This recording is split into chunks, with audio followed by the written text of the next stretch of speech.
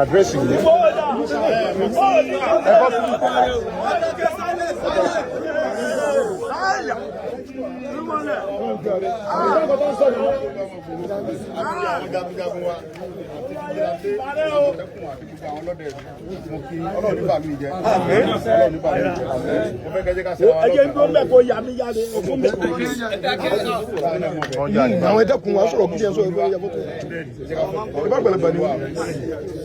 ṣùgbọ́n ọlọ́run fèmí lórí ọ̀fẹ́ mi nìkan jẹ́ Sunday Igboho ọ̀pọ̀lọpọ̀ ọdún sọ́ọ̀nì mi ni gbogbo ìmọ̀ fèmí sí sọ́ọ̀nì mi kọ́ ìlú wa ló ń jẹ́ bẹ́ẹ̀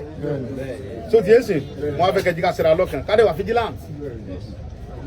àwọn pípù yìí àwọn ọmọ Yorùbá kẹ́nẹ́ bẹ́ẹ̀ tàn fún wọn ní support ẹni tí n bá gbá mú tó bá jẹ́ ọmọ wa ń bí tó ń support Fúlàní láti máa kidnap yẹn máa pa ni kò sí ìdájọ́ rẹ̀ ní pé kápá anybody tó bá jẹ́ ọmọ Igboho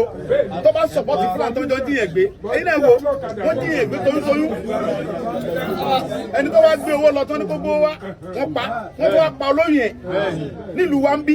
nílùú Igboho kò gbọ́dọ̀ ṣẹlẹ̀ àwọn tó jí gbé yìí 2 hours mo fún wọn kó gbé wọn wá tí wọn bá gbé wọn wá wọn ò ní ṣe bẹ́ẹ̀ mọ́ láyé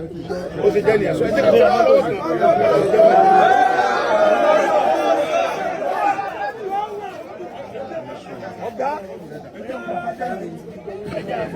Ọ̀gá mi.